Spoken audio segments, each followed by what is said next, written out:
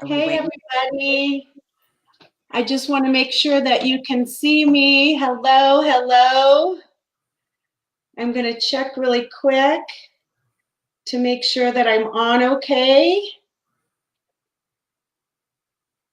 If you can just put some hearts, put your name, that would be awesome. I'd like to see that you guys can hear me and see me. That's great. Let's see. Well, welcome, welcome, welcome. Well, welcome. Thank you so much. This is the very, very first iBelieve Live that we're having, so I'm super excited. I'm really glad to have put the call out to you guys, and thank you for tuning in. As you know, my first guest is going to be Allison Bown. She's a friend. She's a mentor. She's the author of 2 books, so Joyful Intentionality and The Image, the book that we're going through. So she carries a lot of wisdom. She loves life. She loves people's story and journey. She's just so interested in the story of someone else. And so tonight we get to hear her. If you have any questions, please post them for her. I'll see if I can chime in and see if we could ask her some questions. But she was nice enough to also agree to have some Facebook Lives every month for every chapter. So if she doesn't answer some of your questions tonight, then she possibly can next month. So without further ado, Allison Bown, she works in Santa Barbara with Graham Cooke, where she's a creative partner, writer, and strategist. And yay, here she is. Hello, Allison. Hey, how you doing? Good, good. Thank you for joining us. I've been looking forward. I was going to say I've been looking forward to this all week, or all day, but I've been looking forward to like all week. And I'm just delighted as I've watched different people join. Just excited to see the community coming in, seeing little bits about where people are from. And some of them are all over the world. Yeah. So I'm delighted. I just want to add my welcome and thanks for wanting to go on an exploration and a journey. And that's what I love about what iBelieve is creating as a community, because it's not about like a study or right answers. It's an exploration. Yeah. So ask any questions. If you see different people answer, it's not, oh, did I get that right or wrong? It's like, we're all going to explore together. And I expect to learn some really cool things from what you see and you discover along the way. So it's not hard to get me excited if you know me at all, or you're certain. But yes, I am excited. So. Good. And we'll see what kind of questions there are. Maybe at the end we could go through some questions if people have a couple. Absolutely. But the first question that I have for you is, when did you first understand the importance of identity?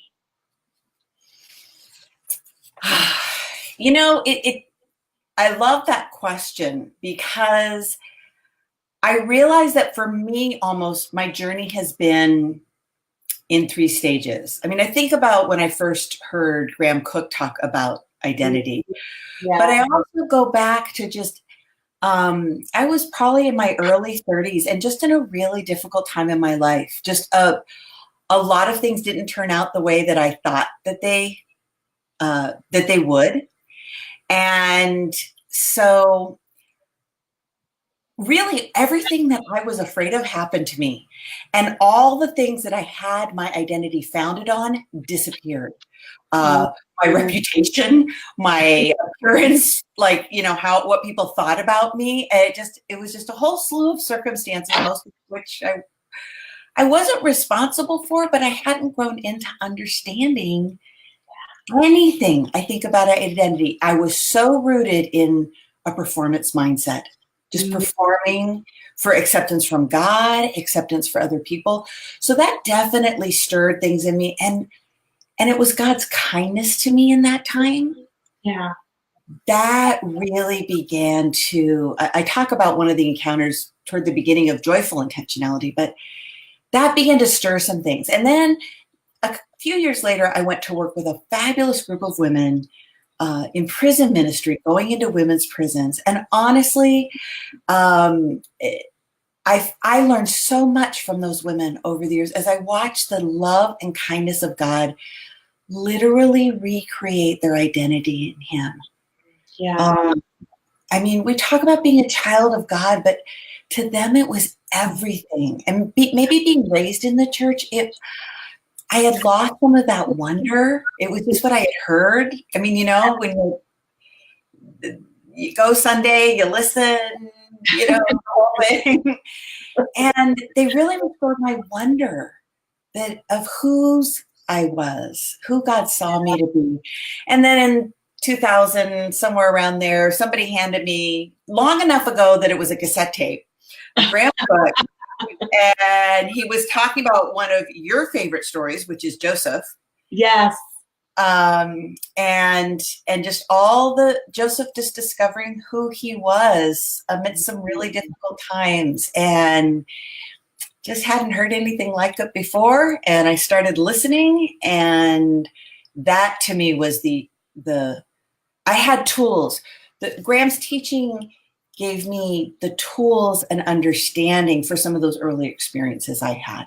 Yeah. So in those three parts, you know, kind of life blowing up, but God being so kind, learning from women who just restored my wonder for who God is. And then really Graham giving the tools in his teaching to go on that discovery. Yeah. His teachings just make us so, so hungry.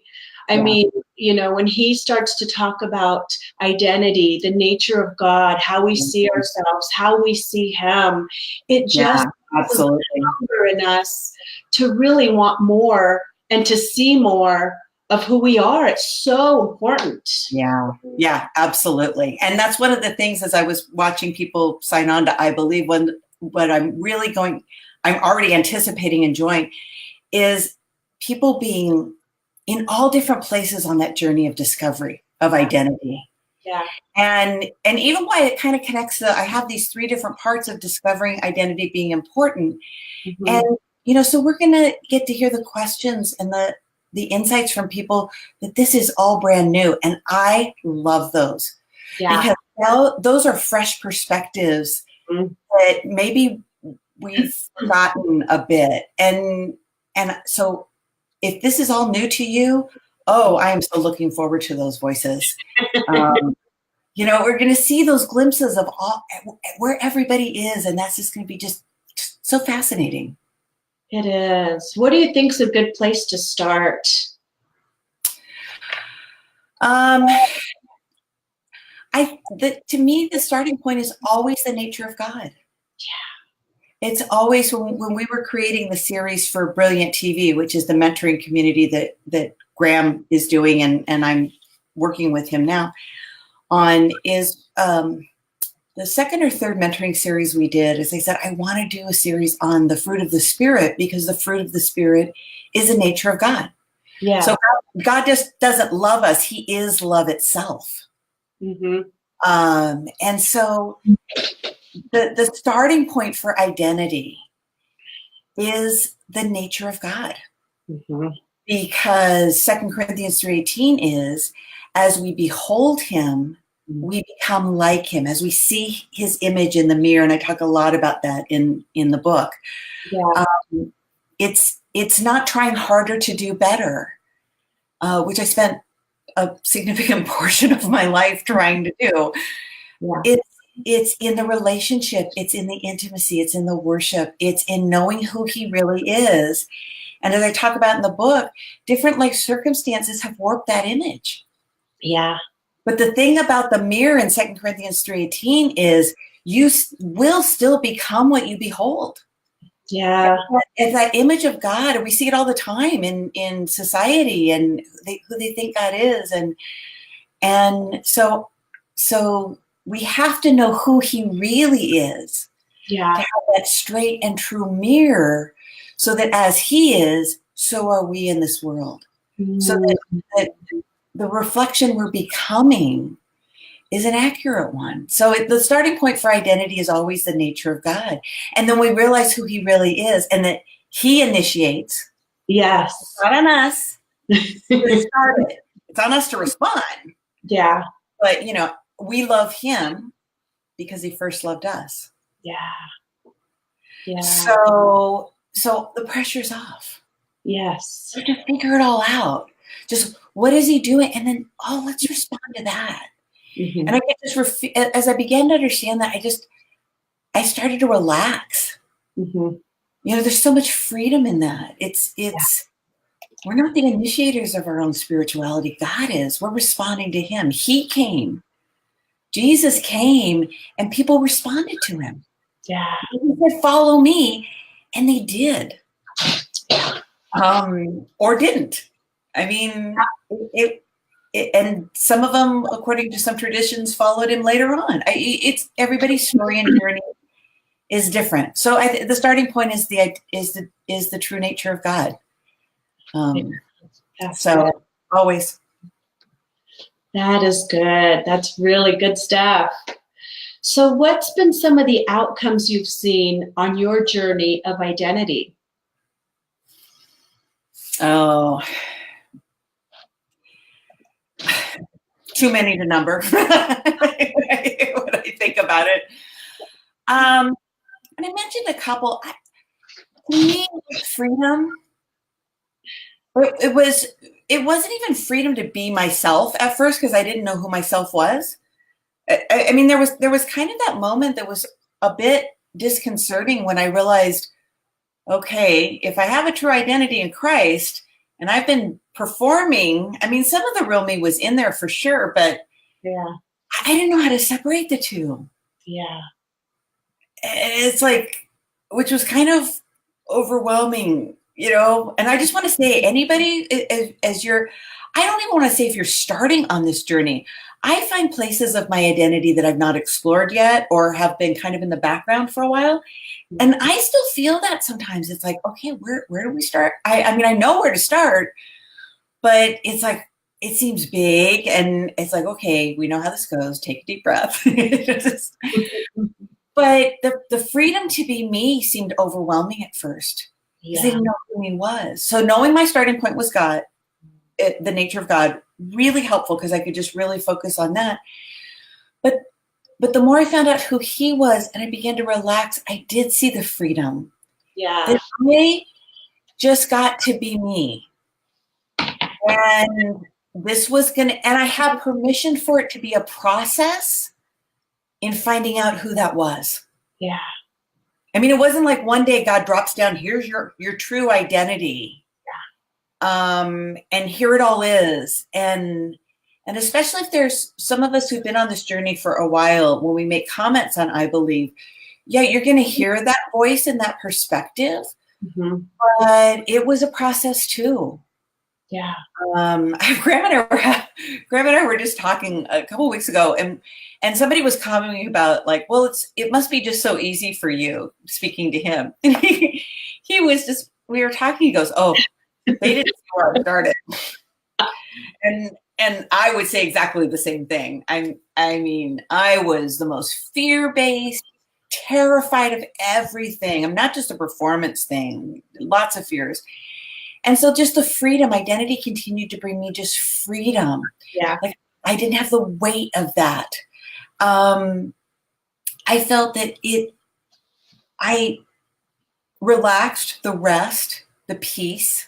Mm-hmm. If something was hard or circumstances were difficult, I knew that they were going to show me something about who God really was. Yeah. And the more I saw about who he really was, the more I'd see about myself. Yeah. So this was a training ground. Even if it was difficult, didn't mean it would be easy. It could be even painful or difficult, but I was going to see something about him and I was going to see something about myself.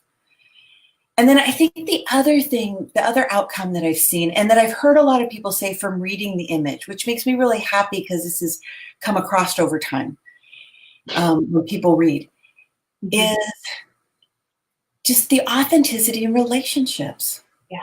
I always say I was like the Velveteen Rabbit. I didn't know how to be real. Mm. And the stuffed rabbit is wonderful. He's loved by the child. They're sweet and cuddly, and there was certainly real parts of me there.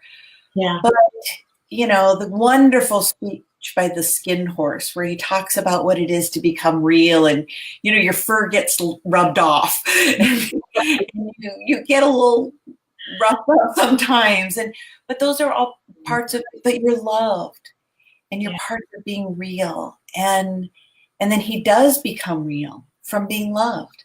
And so for me, just the relationship with God, on my ridiculous days, I could come because he decided to have a throne of grace that we could come for help in time of need. I just love that.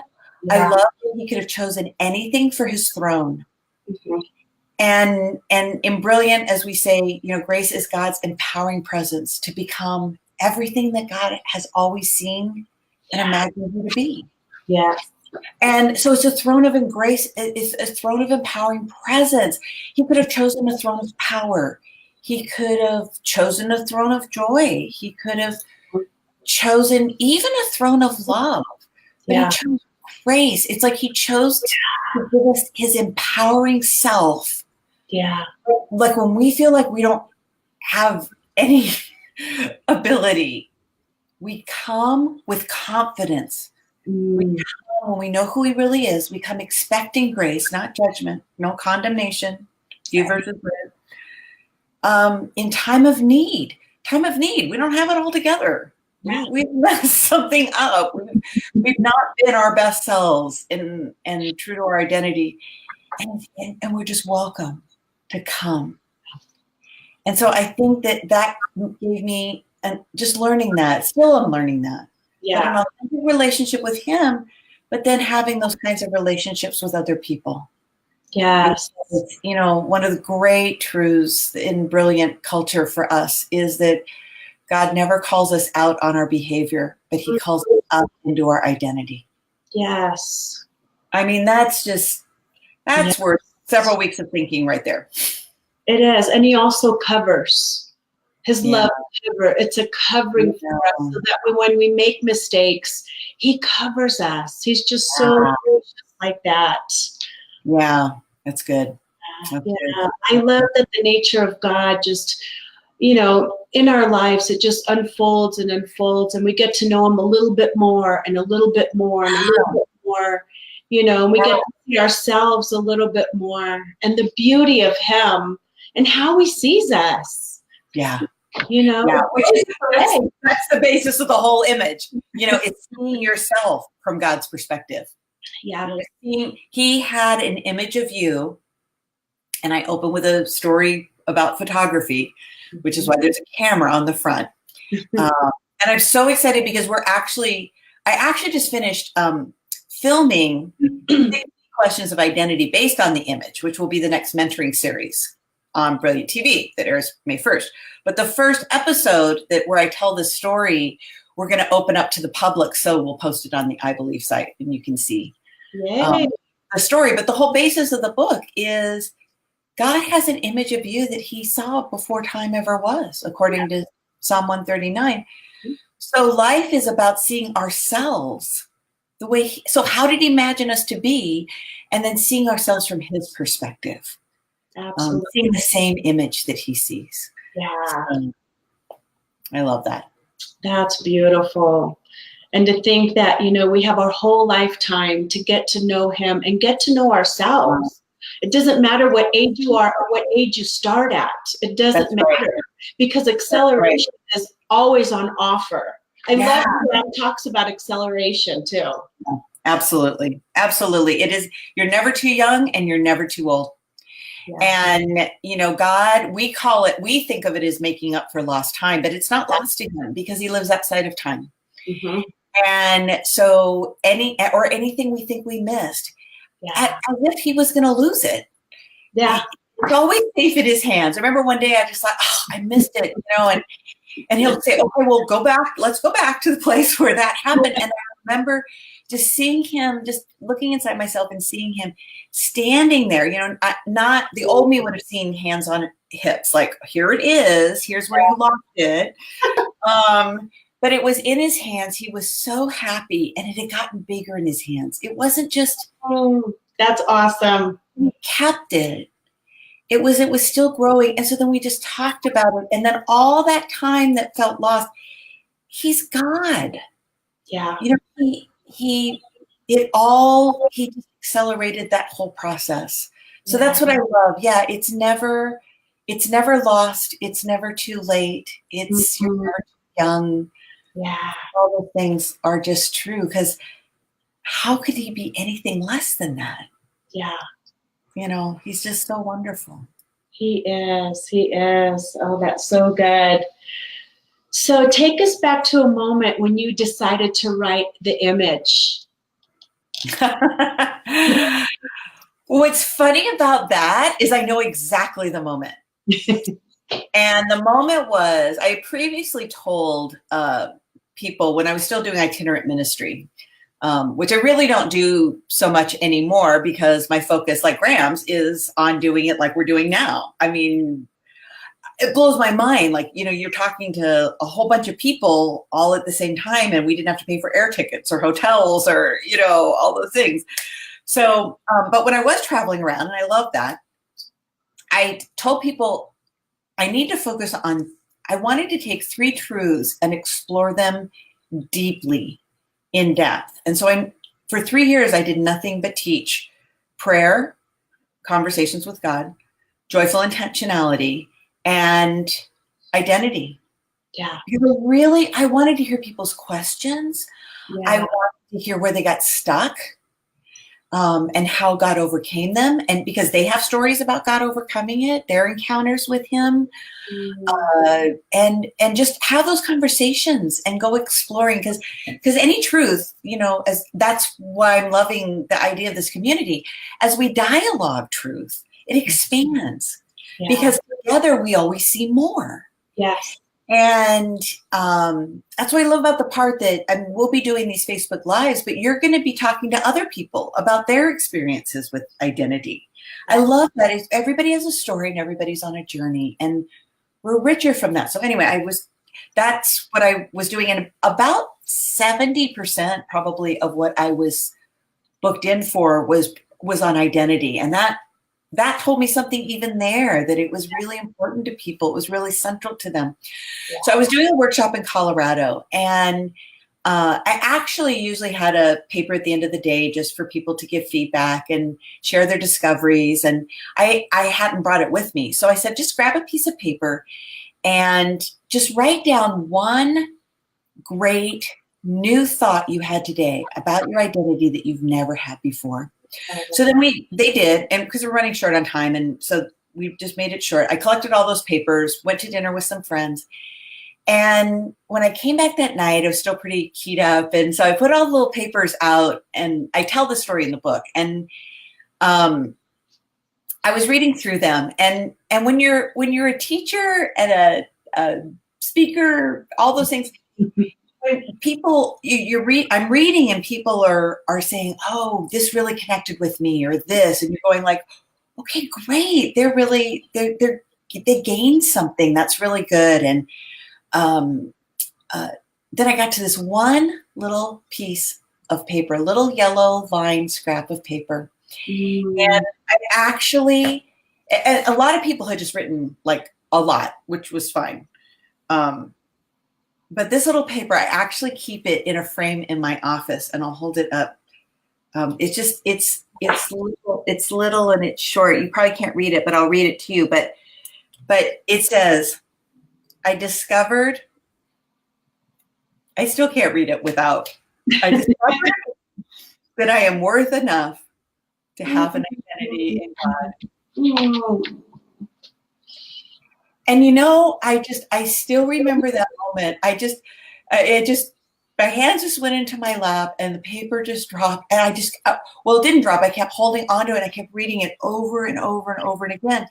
And I just kept thinking, dear Jesus, there was someone in that room that didn't even know they were worth enough to have an identity in God. And then I just remember hearing the Holy Spirit say, "Oh, sweetheart, there's always more than one." Wow. And I'm thinking, I know the days when I felt that. Yeah. And this woman had the courage to say that simple statement. And what was so beautiful was, just because of the different people who were hosting it and who I knew from the area, someone actually knew. I've never gotten to meet her. I would love to, but someone actually knew who it was that had written this. And so they knew it was a woman written it. But I will be forever grateful because it's so simple. It's so honest. It's sometimes you learn, and yeah, you know, people they want to. I get it. They want to be the best student in the class, so they want to write down, you know, all the stuff, and I appreciate that. Yeah. It's like this just had such a raw power of authenticity, and I just thought, okay, how do we write this story? Yeah. And so, you know, that's why the book is written the way it is. It's you know, I've worked with Graham for almost a decade now, and his writing is so rich and so layered. And I know that part of I used to say that I sang harmony to Graham's melody, but that's not true. In fact, I was actually on that same trip. A wonderful musician friend talked to me about some concertos where it's either Bach or Beethoven, where every line is a melody line. It can stand on its own, but you put them together and they're a symphony. And this is really what we're becoming in the kingdom. This is what I believe is coming. This is what Brilliant is becoming. This is where other communities you see right now. God is creating a symphony of truth and of sound, and Graham has one amazing, rich, layered sound. And I was learning to discover, part of discovering my identity. My sound is just, I'm a bit more narrative, more stories, and just language that has a different sound. Yeah. And that really came, it certainly happened when I wrote Joyful Intentionality. I didn't intend to write the image kind of on the same template, which is the basic truth. And then the different mindsets are really obstacles that people encounter, and then the mindsets that overcome them, and then ways to activate your learning. So, but I didn't really try. And then I wrote an outline and I thought, oh my gosh, I just wrote the same outline. It was like, well, I can't do that. And the Holy Spirit said, why? Why not? Who is making these rules? And so we laughed, and it just kind of came about. And so it was just going through each of the different places. I thought, what are the key truths now that I've gathered on my journey and that I've seen with other people? And I've used a story that opens the book in many places. I love our studio manager, Michael, just did a genius job in putting, I mean, literally it's like the dream of my heart, seeing this story come to life the way that he did with the imagery, which you'll see in a week or so, actually now, a couple of weeks. But it's just those everyday stories. I've got stories from The Wizard of Oz. I've got, because God speaks to me just in those everyday moments, and then he just opens up a whole new idea, and all brilliant thinking. It's territory. It's like going into a whole new territory, and hey, what's here and what's there to find out. And so, you know, it was. And I think the last piece to say, you know, the back of the book is a guidebook. And I like that imagery because it's a guidebook. You take it on a vacation or a trip, and it isn't an itinerary. It doesn't tell you point by point what to do. It's like, here's all your options, and you get to choose. Because so much of society is self-help these days. And I'm not saying that there is not valuable truth there to be gathered, But I didn't want to write a book that just told people what their identity in Christ should be like. Like, this is who you should be. Yeah. Because we've been told that, and it's like, yeah, I know who I should be, but this isn't who I am right now, so I'm failing again. Yeah. And so just that idea that, hey, it's the how, but not the how-to. Here's some ideas. Here you hear us in Brilliant talk about identity statements. Well, here's how we discovered some of the ways to create them. Here's where you'll find the clues. All the questions for each chapter. When you get the book and you're reading, make sure you go to the back, and the questions are all back in there. They're relational questions. They're not to read the chapter and answer the questions, because Jesus didn't do that. Right. You know, they're relational questions to engage your conversation with God, because everything about the book, everything about us are brilliant. It's all just a catalyst. It's a starter. Yeah. And I think that's the same thing that iBelieve is becoming too. It's a catalyst to people's journey. Yeah. But this is your story and journey with God. Yes. And you're going to make discoveries we haven't even thought of. So everything, you know, as you go through the book, all I would just say, keep it in the realm of exploration. Take it out of like anything you've thought about, like studies and right or wrong answers. And I'm not saying there's not absolute truth. There is absolute truth. But take risk, make posts, share your thoughts. If somebody comes back with a different thought, you didn't fail. I still have to adjust my thinking when I'm commenting to the Brilliant TV community. I'm going to make a comment, and then Graham comes back and makes a comment too. I think, should I take my comment down?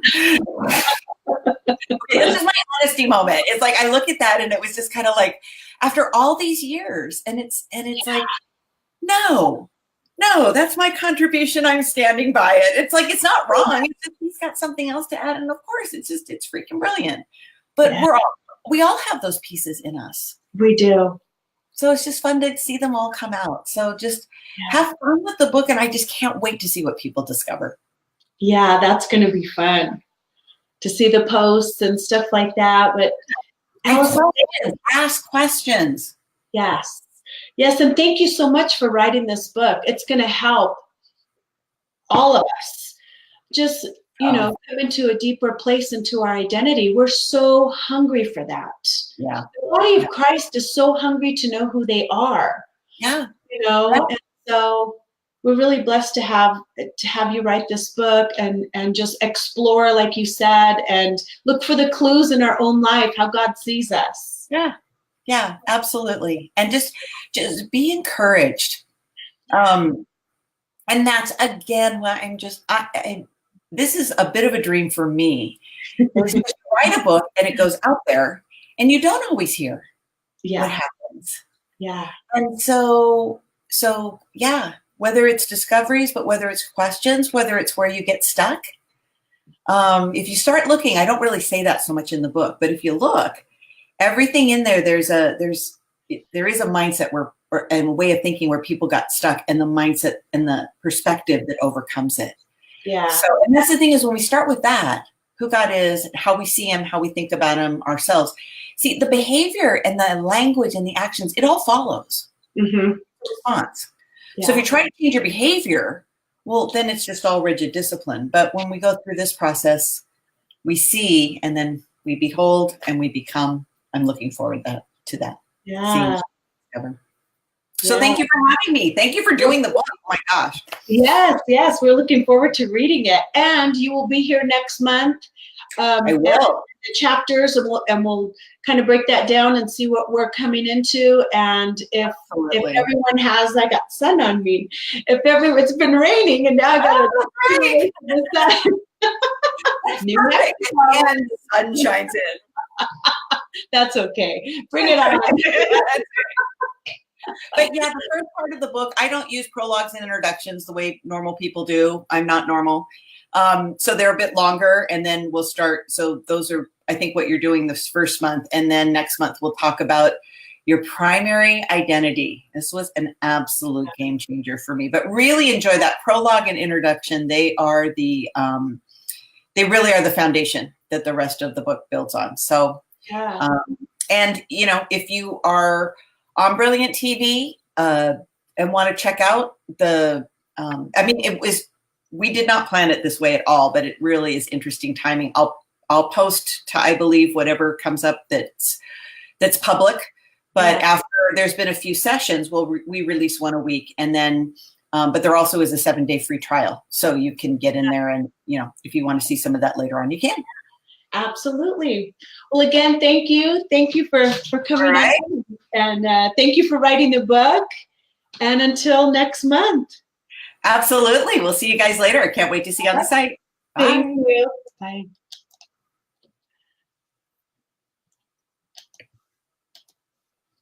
Are we sure we're off? No.